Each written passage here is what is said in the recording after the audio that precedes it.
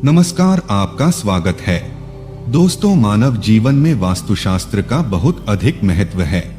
इसका निर्माण देव शिल्पी विश्वकर्मा जी द्वारा किया गया है। यह शास्त्र इतना विशाल और विस्तृत है कि इसे पूर्ण रूप से जीवन में अपनाना असंभव है, लेकिन हम वास्तुशास्त्र के महत्वपूर्ण नियमों का पालन करके हमारे घर को पवित्र बना सकते हैं। वास्तुशास्त्र में भवन के निर्माण से जुड़े कई महत्वपूर्ण नियम बताए गए हैं। भवन के निर्माण से पूर्व भूखंड का चयन कैसे करना चाहिए, किस प्रकार का भूखंड भवन के निर्माण के लिए सर्वोत्तम होता है, तथा भवन के पास स्थित वृक्ष, मंदिर, पेड़ पौधे, मार्ग आदि का भी विचार किया जाता है। उसके बाद घर का निर्माण करते समय घर के मुख्य द्वार की दिशा को सबसे अधिक महत्व दिया गया है। भवन का द्वार कौन सी दिशा में होना श्रेष्ठ फल प्रदान करता है। अलग अलग दिशाओं का महत्व भी अलग अलग होता है। इसीलिए भवन का मुख्य द्वार बनवाते समय मुख्य द्वार की दिशा को ध्यान में रखना बहुत आवश्यक होता है। यदि गलत दिशा में मुख्य द्वार का निर्माण किया जाए तो इसके अशुभ परिणाम प्राप्त होते हैं। घर के अंदर वास्तु दोष उत्पन्न होते हैं और उस घर में निवास करने वाले लोगों को जीवन में कई परेशानियों का सामना भी करना पड़ता है। भवन के मुख्य द्वार के आकार का भी ध्यान रखना आवश्यक होता है। वास्तुशास्त्र के अनुसार भवन के मुख्य द्वार को लकड़ी से बनाना ही श्रेष्ठ बताया गया है। लकड़ी से बना मुख्य द्वार ही श्रेष्ठ फल प्रदान करता है। अन्य चीजों से लकड़ी का द्वार नहीं बनवाना चाहिए। हमारे शास्त्रों में ऐसे वृक्षों के बारे में बताया गया है, केवल उन वृक्षों की लकड़ी से ही मुख्य द्वार बनवाना चाहिए। अन्य वृक्षों की लकड़ी से बने प्रवेश द्वार शुभ परिणाम नहीं देते हैं। यदि इन शुभ वृक्षों की लकड़ी से प्रवेश द्वार बनवाया जाता है तो उस भवन में निवास करने वाले लोगों को हमेशा उन्नति मिलती है। उस घर में कभी दुख दरिद्रता नहीं आती है। इन लकड़ियों से निकलने वाली सकारात्मक ऊर्जा से घर का वातावरण पवित्र और सकारात्मक बनता है। ऐसे घर में मां लक्ष्मी का निवास होता है और देवी देवता भी प्रसन्न होकर ऐसे घर में प्रवेश करते हैं। इसीलिए घर का मुख्य द्वार बनवाते समय इस बात का विशेष ध्यान रखना चाहिए कि आप इन वृक्षों की लकड़ी का ही इस्तेमाल करें।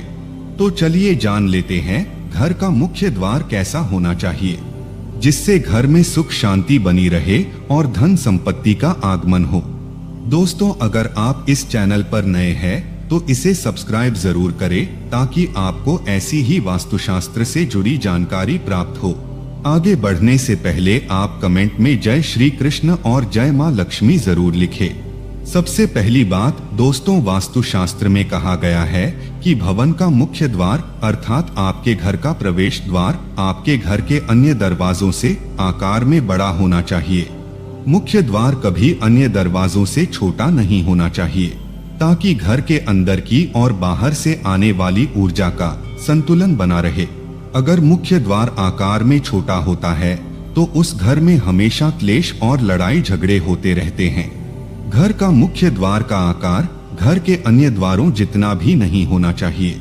मुख्य द्वार हमेशा ही बड़ा होना चाहिए, तभी इसका शुभ फल प्राप्त होता है। वास्तुशास्त्र में मुख्य द्वार से जुड़ी और एक महत्वपूर्ण बात बताई गई है कि मुख्य द्वार हमेशा 2 पल्लों का होना चाहिए। इस मुख्य द्वार को खोलते अथवा बंद करते वक्त दोनों हाथों का प्रयोग होना चाहिए। 2 पल्लों का मुख्य द्वार ही भवन के लिए शुभ माना गया है। 2 पल्लों के मुख्य द्वार के कारण घर मंदिर की तरह प्रतीत होता है। मां लक्ष्मी ऐसे ही घर में प्रवेश करती है जिस घर का मुख्य द्वार 2 पल्लों का होता है।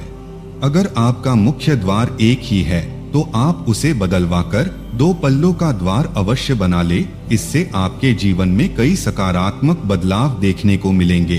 तीसरी महत्वपूर्ण बात ध्यान में रखनी चाहिए कि वास्तुशास्त्र के अनुसार मुख्य द्वार के पास दहलीज अवश्य होनी चाहिए। दहलीज के बगैर मुख्य द्वार अपूर्ण माना जाता है। भवन के प्रवेश द्वार के पास दहलीज का होना अनिवार्य है। शास्त्रों में कहा गया है कि दहलीज भवन की रक्षा करती है। दहलीज के होने से घर में नकारात्मक शक्तियां प्रवेश नहीं कर पाती हैं। दहलीज की ऊंचाई 2 से 5 इंच तक होनी चाहिए। दहलीज की नियमित रूप से पूजा करनी चाहिए। दहलीज के पास नित्य घी का दीपक लगाने से माँ लक्ष्मी प्रसन्न होती है और घर में प्रवेश करती है। दहलीज पर शुभ चिन्ह अवश्य बनाने चाहिए। खासकर स्वस्तिक का चिन्ह दहलीज के दोनों छोर पर बनवाना चाहिए। इससे घर में बुरी शक्तियां प्रवेश नहीं करती हैं। श्री कृष्ण कहते हैं कि दहलीज न होने पर घर में प्रेत प्रवेश करते हैं और भवन में रहने वाले लोगों को कष्ट भोगने पड़ते हैं। इसीलिए घर में दहलीज अवश्य होनी चाहिए। वास्तु शास्त्र के अनुसार घर का मुख्य द्वार पूर्ण रूप से बंद होना चाहिए। मुख्य द्वार में किसी भी प्रकार की दरार और छेद नहीं होना चाहिए। भवन का मुख्य द्वार बंद होने पर घर के अंदर का दृश्य नहीं दिखाई देना चाहिए। मुख्य द्वार पर छेद अथवा दरार होने से घर में नकारात्मक शक्तियां प्रवेश कर सकती हैं। वास्तुशास्त्र में कहा गया है कि मुख्य द्वार टूटा हुआ अथवा दरारों वाला होता है तो उस घर में दुख, दरिद्रता और दुर्भाग्य का वास होता है। वास्तु शास्त्र के अनुसार मुख्य द्वार के ऊपर हमेशा तोरण लगाना चाहिए। मुख्य द्वार पर तोरण लगाने से अशुभ शक्तियां दूर रहती हैं।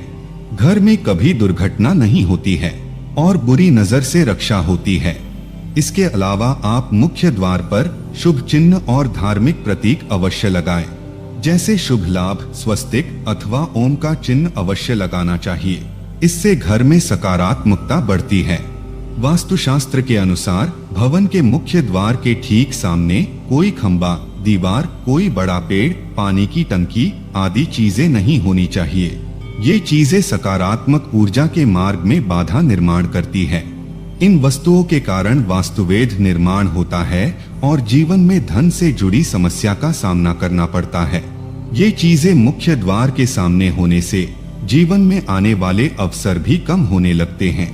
श्री कृष्ण कहते हैं कि घर के मुख्य द्वार के पास स्वच्छता होनी चाहिए। नित्य घर के मुख्य द्वार के सामने जल का छिड़काव करना चाहिए और सुंदर रंगोली बनानी चाहिए। घर का मुख्य द्वार स्वच्छ होने से माँ लक्ष्मी प्रसन्नता से घर में प्रवेश करती है। मुख्य द्वार के सामने कभी गंदगी नहीं होनी चाहिए। इससे नकारात्मक वातावरण का निर्माण होता है। इसीलिए नित्य सुबह उठने के बाद मुख्य द्वार के सामने शुद्ध जल का छिड़काव करें और सुंदर रंगोली बनाएं। वास्तु शास्त्र के अनुसार मुख्य द्वार को खोलते अथवा बंद करते समय कर्ण कर्कश आवाज नहीं आनी चाहिए। इसे ध्वनि वेद कहा गया है। वास्तु शास्त्र में इसे बहुत अशुभ माना जाता है। मुख्य द्वार से निकलने वाली कर्ण कर्कश ध्वनि के कारण घर में क्लेश और लड़ाई झगड़े होते रहते हैं। यदि मुख्य द्वार से ऐसी आवाजें आती है तो उसे तुरंत ठीक कर लेना चाहिए, अन्यथा आगे चलकर ये आपके जीवन में कई परेशानियां खड़ी कर सकता है। मुख्य द्वार कभी भी बाहर की ओर नहीं खुलना चाहिए। बाहर की ओर खुलने वाला दरवाजा अशुभ संकेत देता है। घर में निवास करने वाली लक्ष्मी घर से चली जाती है। ऐसे घर में बार बार विपत्ति आती है और संकटों का सामना करना पड़ता है। धन का खर्च अकारण ही होता है और आर्थिक तंगी का सामना करना पड़ता है। ऐसे घर में रहने वाले लोग हमेशा कर्ज से परेशान रहते हैं। आइए अब जानते हैं घर का मुख्य द्वार कौन से वृक्ष की लकड़ी से बनवाना चाहिए।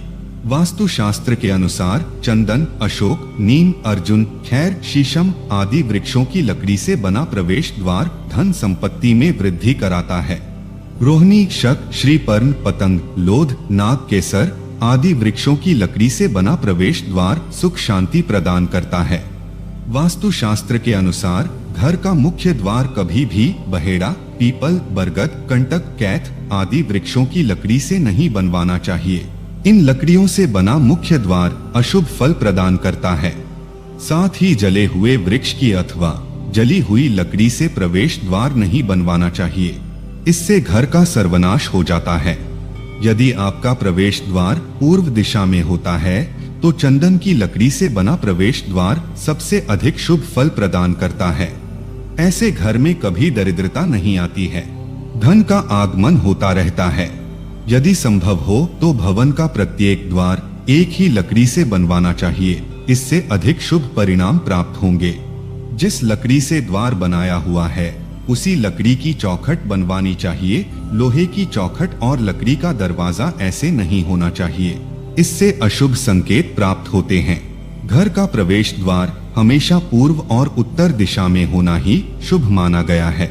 और सबसे महत्वपूर्ण बात ध्यान में रखें कि घर का मुख्य द्वार कभी भी अपने आप बंद नहीं होना चाहिए और अपने आप खुलना नहीं चाहिए। इसके लिए आप दरवाजे को रोकने के लिए खूंटी अथवा स्टॉपर का प्रयोग कर सकते हैं। अपने आप खुलने और बंद होने वाले दरवाजे के कारण घर में शोक का वातावरण निर्माण होता है। तो दोस्तों, इस प्रकार से हमारे वास्तुशास्त्र में मुख्य द्वार से जुड़े महत्वपूर्ण नियमों के बारे में बताया गया है।